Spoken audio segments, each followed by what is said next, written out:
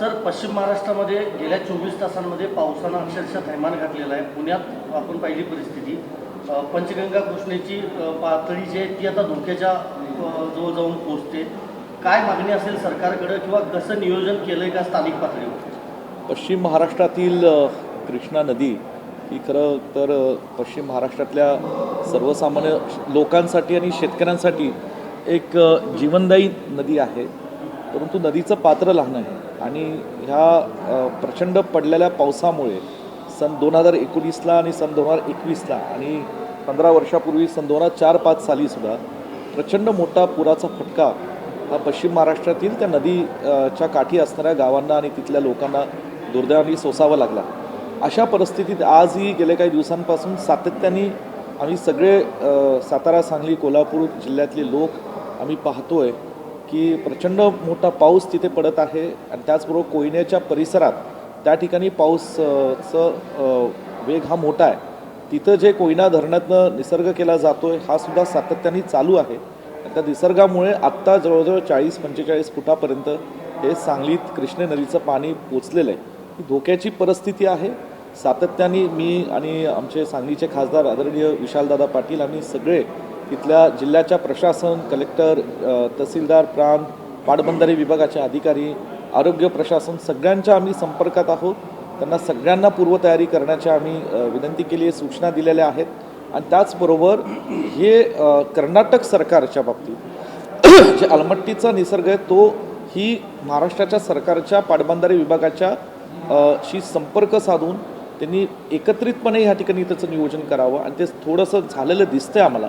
त्या दृष्टीने कालही मी छत्रपती शाहू महाराज, विशालदादा आम्ही एकत्रितपणे तिथले पाटबंधारे मंत्री आणि कर्नाटक राज्याचे मुख्यमंत्री आदरणीय DK शिवकुमार साहेबांशी मी व्यक्तिगत आम्ही फोनवर चर्चा केली, त्यांना विनंती केली. तशा त्या पद्धतीने त्यांनी कालच सकाळी त्यांच्या विभागाला सूचनाही दिल्यात आणि म्हणून एकीकडं पाऊस मोठ्या प्रमाणात पडतोय आणि त्याचबरोबर कोयनेचा निसर्ग चालू आहे आणि अलमट्टीचाही निसर्ग हा सध्या चालू आहे. कोयनेची आणि कृष्णा नदीची धोक्याची पातळी पाहता राज्य सरकारने या सगळं पूर्वीच्या पुराचे दुर्दैवाने सगळे पाहिलेले अनुभव पाहता राज्य सरकारने सतर्क या ठिकाणी यंत्रणा ठेवावी अशी आमची अपेक्षा आहे. या सगळ्या घटना सातत्याने घडत आहेत. यावरती भविष्यातील धोके ओळखून राज्य सरकारने काही धोरण ठरवावं का आणि यासाठी सर्व राज्यातील किंवा त्या भागातील सर्वपक्षीय लोकांची बैठक घ्यावी का? तुमचं काय मत आहे? सन 2019च्या पुरानंतर आणि 21च्या पुरानंतर तशी राज्यस्तरावर एक समिती नेमण्यात आली होती. त्या समितीच्या माध्यमातून या ठिकाणी बारीक अभ्यास ह्या कृष्णा नदीच्या भोवतीने असणाऱ्या तालुक्यातल्या गावातल्या पूर परिस्थितीचा झाला होता. त्याच्यातले अनेक बारकावे काही होते की काही गावांना बोटी असतील, काही गावांना बाहेर पडण्याकरता रस्ता असतील, काही गावांना नदीच्या वरती असणारे पुलं असतील, काही ठिकाणी तिथे त्या नदीकाठ असणाऱ्या तट संरक्षण भिंती असतील. या सगळ्या गोष्टींचा एक आराखडाही तयार केलेला होता. त्याला राज्य सरकारने खर्च करण्याची अपेक्षा आहे. काही प्रमाणात तो खर्च झाला आहे, परंतु मला वाटतं आणखी तो खर्च करून या सगळ्या नदीकाठ लोकांची घरांचं नुकसान होणे आणि खास करून शेतीचं नुकसान होणे याच्यासाठी खबरदारी आणि काळजी घेण्याची आवश्यकता आहे. तुमच्याकडं 2019च्या पुराचा अनुभव आहे, तुम्ही त्या पद्धतीचं मॅनेजमेंट केलं आहे. तुम्ही राज्य सरकारला काही या संदर्भात सूचना करू इच्छिता? मला असं वाटतं गेल्या काही वर्षांपासून अनियमित पावसामुळे निर्माण होणारी पूर परिस्थिती, अनियमित पावसामुळे होणारं शेतीचं आणि पिकांचं नुकसान याचा सातत्याने ग्रामीण भागातल्या जनतेला, सर्वसामान्य शेतकऱ्यांना मोठ्या प्रमाणात त्रास होतो आणि मला असं वाटतं की त्याचा राज्य सरकारने फार गांभीर्याने दखल घ्यायला हवी. तात्पुरतं नियोजन करून आता उपयोग नाही. आणि मी सातत्याने बोलतोय की पूर्वीसुद्धा हा मी विषय मांडला होता की एकीकडे कृष्णा नदीचं पात्र आहे आणि दुसरीकडे सांगली जिल्ह्यात आणि पश्चिम महाराष्ट्रात काही ठिकाणी दुष्काळी तालुके आहेत आणि म्हणून ताकारी, टेंबू, म्हैसाळ सारख्याच्या योजनात जिथं पंप हाऊसच्या माध्यमातून आपण हे अतिरिक्त पाणी जे आहे पुराचं हे उचलून घेऊन आपण त्या ठिकाणी त्या दुष्काळी तालुक्यांना देऊ शकतो. त्याचं व्यवस्थितपणे त्याचा साठा करू शकतो. येणाऱ्या उन्हाळ्यात त्याचा वापर केला जाऊ शकतो. ह्या बाबतीतलं एक लांबचं धोरणात्मक नियोजन राज्य सरकारने ते करायला पाहिजे आणि ते अंमलात आणलं पाहिजे. विशाल दादा, तुम्हाला प्रश्न आहे. तुम्ही लोकसभेत याच्या संदर्भात आवाज तुम्हाला वाटतं की लोकसभेत किंवा केंद्र सरकारकडनं या संदर्भात काही विशेष हे केलं जाईल? कारण देशभरात ही परिस्थिती आहे, वेगवेगळे भाग असू शकतात देशाचे, आता देशात ही परिस्थिती निर्माण झाली आहे. हे पहा निश्चित, आणि म्हणून आम्ही तो मुद्दा मांडला. मंत्र्यांशी संबंधित आपण संपर्क साधतोयच. 2 राज्यांचा प्रश्न आहे आणि त्या 2 राज्यांचा प्रश्न घेत असताना कुठे राजकारण होऊ नये, आणि आम्ही कुठे आपण तुम्ही पाहत असा आताही विश्वजित कदम साहेब बोलले, आणि कुठेही आम्ही राजकारण हा मुद्दा घेतला नाही. निसर्ग आहे आणि निसर्गाला समोर जावं लागणार. पण त्याची तयारी झाली का? तर केंद्राच्या माध्यमातून NDRFचं पथक दाखल होऊन त्या ठिकाणी तयारी होणं गरजेचं आहे. लोकांना स्थलांतरित करताना रिझर्व्ह पोलीस फोर्सची गरज असते, कधी आम्ही मिलिटरीची पण गरज असते. ह्या तयाऱ्या आधी पूर्ण करून घ्यायला लागणार. कधी कधी स्वतःच्या घरातनं लोक बाहेर पडायला तयार होत नाही, पण निसर्ग असा असतो की त्या पाण्याच्या पुढे काही चालत नाही, आणि ऐन वेळेला ह्या लोकांना बाहेर नेत असताना गडबड होतात. आणि मागच्या वेळेला जी दुर्घटना घडली आणि त्यात काही लोकांचा निष्कारण जीव गेला, ते होऊ नये यासाठी काही तयारी राज्य शासनाच्या पलीकडे केंद्र शासनाने केली पाहिजे. आता राज्यातही आणि देशातही एकाच पक्षात सरकार असल्यामुळे आम्ही त्यांच्याकडे ती अपेक्षा करतोच. कर्नाटकच्या माध्यमातून एकामेकावर आरोप होऊ नये, मात्र दोन्हीही राज्यांनी कुठेतरी ते नियोजन केलं पाहिजे होतं CWCच्या गाईडलाईनचं. दोन्ही राज्यांचं 50% 31 जुलैपर्यंतचा जो 60चा नियम आहे तो थोडा त्यांनी दोघांनी उल्लंघन केलेलं आहे. त्याची कारणं वेगळी आहेत. कारण मागच्या वेळी ह्याच जुलै महिन्यात पाण्याची कमतरता असल्यामुळे नदीकाठच्या सगळ्या गावांना उपसाबंदीचा आदेश देऊन सगळे मीटर बंद करून सगळे फ्यूज काढलेले होते. आणि तेच आता आपण पाहतोय की 4-5 दिवसात कोयना धरण पूर्ण भरते का काय. ही निसर्ग आहे हे समजून घेऊन त्याच्यावर एकत्रितपणे सामोरं जावं लागणार. 2 प्रश्न आहेत. पहिला वेगळा प्रश्न आहे. एक तर की काँग्रेसनं आता कमिट्या बनवायला सुरुवात केलेली आहे जागा वाटप आणि इतर गोष्टीच्या संदर्भात. तर महाविकास आघाडीमध्ये समन्वयाची सुद्धा व्यवस्था आहे. तर जागा वाटप कधी येते अपेक्षा.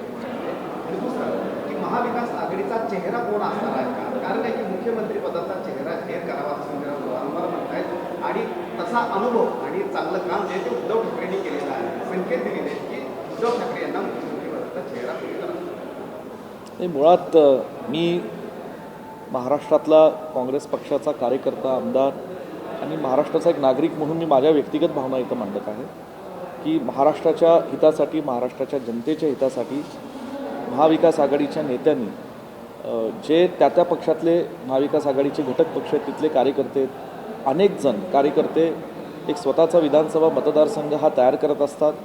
त्यांचा वेळ, अनेक गोष्टी त्यात त्याची गुंतवणूक करून लोकांमध्ये सातत्याने राहून एक विधानसभेची 5-5 वर्ष एक तयारी करत असतात. आता 3 पक्ष एकत्रित आल्यानंतर स्वाभाविक आहे कुणाला तरी एकाला तिकीट दिलं जाणार आहे, 2 पक्षातल्या कार्यकर्त्यांना थांबावं लागणार आहे. अशा परिस्थितीत मला असं वाटतं की तिन्ही पक्षातल्या ज्येष्ठ नेत्यांनी राज्यातल्या तातडीने एकत्रित बसावं. कारण आता दिवस फार शिल्लक आहे, कमी शिल्लक आहे. मला वाटतं अवघे 70, 80, 90 दिवस आता आचारसंहितेला कदाचित शिल्लक राहतील. त्यातही गणपतीचा एक महत्त्वाचा उत्सव महाराष्ट्रामध्ये आहे. आणि म्हणून या ठिकाणी जागा वाटपा संदर्भात तिन्ही पक्षातल्या नेत्यांनी तातडीने बसावं आणि जे काही जागा क्लिअर असतील, जे काही धोरण ठरत असेल त्या धोरणाची, जागा वाटपाची एक दिशा ठरावी आणि त्याची लवकरात लवकर जागा क्लिअर करून टाकाव्या. ज्या काही थोड्याफार शिल्लक राहतील, ज्याच्यात काही विषय असतील, तर ते तिन्ही पक्षातल्या नेत्यांनी, मग ते दिल्लीतले नेते असतील, राज्यातले असतील, त्यांनी बसून ह्यातनं मार्ग काढावा. काय कारण आहे? तसं काही नाही. हे बघा, शेवटी 288 जागांचा विषय. आणि पुन्हा सांगतो की 3 पक्षातल्या कार्यकर्ते जे इच्छुक असतील त्या 3 पक्षातल्या कार्यकर्त्यांपैकी एकाला आपण ते उमेदवारी दिली जाणार. फॉर्म्युला अजून ठरला असेल कदाचित राज्यातल्या नेत्यांचा, आणि म्हणून त्या ठिकाणी जो फॉर्म्युला ठरेल त्यातल्या काही जागा कदाचित ह्या क्लिअर होऊन जातील. उर्वरित जागांसाठी चर्चा होणं आवश्यक आहे. ती चर्चा ही तातडीने होण्याची गरज आहे. समान जागा मिळाव्या असा चर्चा चाललेली आहे. नाही, मी त्याच्यावर काही बोलू इच्छित नाही. या बाबतीत राज्यातले तिन्ही पक्षाचे नेते आणि काँग्रेस पक्षाचे दिल्लीतले आमचे नेतेगण योग्य तो निर्णय घेतील. विशालचा प्रश्न हा आहे की बिहारला मोठा निधी दिलेला आहे, तिथे पूर येतो. मला असं वाटतं की हा निर्णय सुद्धा तिन्ही पक्षाच्या वरिष्ठांनी, नेत्यांनी ठरवावा. काँग्रेस पक्षाचे दिल्लीतले जे आमचे नेतेगण आहेत त्यांच्याशीही राज्यातले काँग्रेसचे नेते, महाविकास आघाडीच्या नेत्यांनी चर्चा करावी आणि त्या बाबतीत जे काही ते निर्णय घेतील तो विषय क्लिअर होऊन जाईल. आपल्याकडे ती चेहऱ्यावर संमती असेल. नाही, मी त्याच्यावर बोलणं उचित नाही. मी एवढंच सांगतो की तिन्ही पक्षातल्या नेत्यांनी हा निर्णय एकत्रितपणे हा निर्णय घ्यायला पाहिजे. लोकसभामध्ये काँग्रेस नंबर्स जास्त आले तर काय काँग्रेसने लीड घ्यावी का महाराष्ट्र विधानसभेच्या रेशोला? बघा, एक मी सांगू इच्छितो की काँग्रेस पक्षाचे आमचे नेते आदरणीय राहुलजी गांधींनी जी महाराष्ट्रातून भारत जोडो यात्रा काढली, म्हणजे ती कन्याकुमारी टू काश्मीर होती, पण जे महाराष्ट्रातनं मोठं एक त्यातला पल्ला गेला जवळ 350 किलोमीटरचा होता. त्याच्यामुळे निश्चितच मोठी ऊर्जा देशातल्या जनसामान्यांमध्ये, लोकांमध्ये, मतदारांमध्ये आहे. महाराष्ट्राच्या जनतेमध्ये राहुलजीचं एक नवं आकर्षण या ठिकाणी आता परवाई लोकसभेमध्ये फार आक्रमक देशाच्या लोकांसाठी त्यांनी चांगलं भाषण केलेलं आहे. आणि म्हणून या ठिकाणी मला असं वाटतं की पुढाकार तर तिन्हीच पक्षांनी घेतला पाहिजे, कारण ही निवडणूक महाराष्ट्रातल्या तिन्ही पक्षांची आहे. आणि म्हणून कुणी पुढाकार घ्यायचा कुणी नाही, मला वाटतं छोट्या अशा विषयांवर पडू नये. तिन्ही पक्षांनी बिग ब्रदरचं मी काही त्याच्यावर उल्लेख करणार नाही, पण मी एवढंच सांगू इच्छितो की बिग ब्रदर म्हणण्यापेक्षा कसं म्हणायचं की एखाद्या चांगल्या गोष्टीसाठी, सकारात्मक गोष्टीसाठी पहिलं पाऊल कुणी टाकायचं. मला वाटतं तिन्ही पक्षांनी पहिलं पाऊल टाकावं आणि लवकरात लवकर या उमेदवारीचा जागा वाटपाचा विषय संपवा. विशाल दादा, एनडीआरएफच्या वतीनं मोठा निधी बिहारसारख्या राज्याला देण्यात आलेला आहे. महाराष्ट्राला त्या संदर्भात निधी मिळतो, फक्त तो विहित असतो. मात्र जशा उपाययोजना विश्वजितदादा यांनी सांगितल्या, तर त्यासाठी महाराष्ट्राला मोठं निधी गरजेचं आहे का? आणि अलीकडच्या काळामध्ये एकनाथ शिंदे असो किंवा अजित पवार हे देखील एनडीएचे घटक पक्ष आहेत, मात्र आपल्या राज्याला तेवढी मदत होताना पाहायला मिळत नाही. आता खासदारांवरती जबाबदारी आहे की राज्याला मोठा निधी मिळावा, यासाठी तुम्ही प्रयत्न करा. बिहारला, आसामला तिथल्या होणाऱ्या पूर परिस्थितीसाठी वेगवेगळी उपाययोजनांचा उल्लेख सन्माननीय अर्थमंत्र्यांनी केला. महाराष्ट्राबद्दल उल्लेख केला नाही. अखंड त्यांच्या 1.5-2 तासाच्या भाषणात एकदाही महाराष्ट्र हे नाव आलं नाही. ह्याचं दुःख आहे, खंती आहे.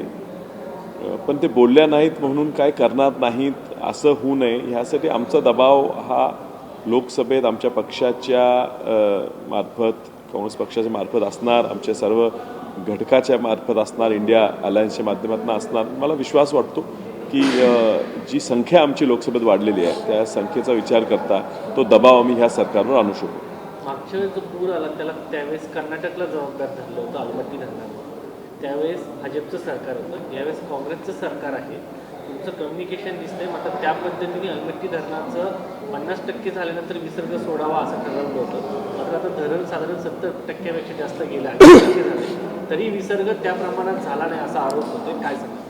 मी तेच म्हटलो, दोन्ही राज्यांनी CWCचे नॉर्म्स फॉलो केलेले नाहीत आणि म्हणून केंद्राने ह्यात लक्ष घातलं पाहिजे होतं. चूक कुणाची आहे ह्यात राजकारण न होता ही आता जी परिस्थिती निर्माण झाली आहे ह्यातनं जीवहानी, प्राणीहानी, नुकसान होऊ नये ह्यासाठी उपाययोजना करावं लागणार आणि सगळं लक्ष हे ह्यातनं कसं वाचायचं ह्याच्याकडे द्यावं लागणार. देशाचा अर्थसंकल्प नुकताच काही दिवसांपूर्वी देशाच्या लोकांच्या समोर मांडला गेला आणि ह्यात स्पष्टपणे दिसून आलं की या देशाचा अर्थसंकल्प हे राजकारण संकल्प झालेला आहे, अर्थसंकल्प नव्हतं. या देशातील ज्या सत्ता स्थापनेमध्ये ज्या राज्यातील तिथल्या स्थानिक पक्षांनी ह्या सत्ताधारी भाजप सरकारला पाठिंबा दिला त्या राज्यांना भरभरून त्यांच्या विकासाच्या नावाखाली पैसे देण्यात आले. ठीक आहे, ते राज्य ही भारतातले आहेत, तिथल्या लोकांचा विकास होत असेल तर आम्हाला निश्चितपणे त्यांचा आनंद आहे, समाधान आहे. परंतु महाराष्ट्रावर दुजाभाव काय? आणि म्हणून या ठिकाणी आज महाराष्ट्रामध्ये आज एकीकडं शेतकऱ्यांचे अनेक प्रश्न आहेत, शेतीच्या अवकाळी पावसामुळे नुकसान आहे, बेरोजगारी महाराष्ट्रामध्ये वाढत चालली, महाराष्ट्रातले अनेक उद्योग हे इतर राज्यांमध्ये पळवले जात आहेत. अशा पद्धतीने आज या ठिकाणी अनेक महाराष्ट्रावर प्रश्न असताना मुंबईसारखं शहर आहे, देशाची आर्थिक राजधानी, महाराष्ट्राचं देशाच्या GDPमध्ये प्रचंड मोठं कॉन्ट्रीब्युशन आहे. अशा परिस्थितीत महाराष्ट्रावर दुजाभाव झालेला आहे आणि म्हणून जे महाराष्ट्रातले मित्रपक्ष आहेत ज्यांनी भाजप सरकारला हे केंद्र सरकार स्थापन करत असताना पाठिंबा दिला आहे त्यांच्या खासदारांच्या संख्येबळानुसार आपल्याला निधी कमी मिळाला आहे का ह्याचं आत्मपरीक्षण करायला पाहिजे.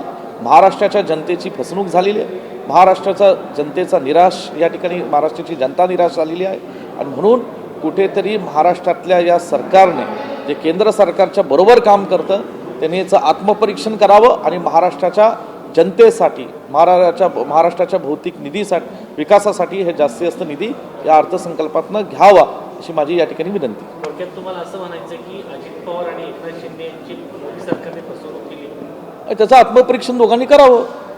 आता फसवणूक केली की नाही हे येणारा काळ सांगेल, परंतु महाराष्ट्राला जो निधी मिळायला हवा होता तो निधी मिळाला नाही असं आमचं स्पष्ट मत आहे. सर, निर्मला सीतारामन म्हणा किंवा नॉर्मल जे गव्हर्नमेंट आहे ते सांगतात की काँग्रेस हा रॉंग नरेटिव्ह फिक्स करते बजेटला घेऊन आणि महाराष्ट्राला अजिबात इग्नोर केलं असं नाही आहे. नाव घेतलं नाही म्हणजे हे नाही की त्यांना काही मिळालं. नाही असं नाही आहे. मी तेच सांगू इच्छितो, नेमकं हे अर्थकारण होतं का राजकारण होतं आणि म्हणून हे त्यांनी सिद्ध करून दाखवावं महाराष्ट्राच्या लोकांना काय दिलेलं आहे. महाराष्ट्राच्या विदर्भ, मराठवाडा, पश्चिम महाराष्ट्र, कोकण, उत्तर महाराष्ट्र या प्रत्येक प्रांतातील आमच्या लोकांचे, गोरगरिबांचे, शेतकऱ्यांचे, तरुण पिढीचे प्रश्न वेगळे आहेत, परंतु महाराष्ट्राचे प्रश्न महत्त्वाचे आहेत आणि म्हणून त्याला काय न्याय दिला त्यांनी दाखवावं.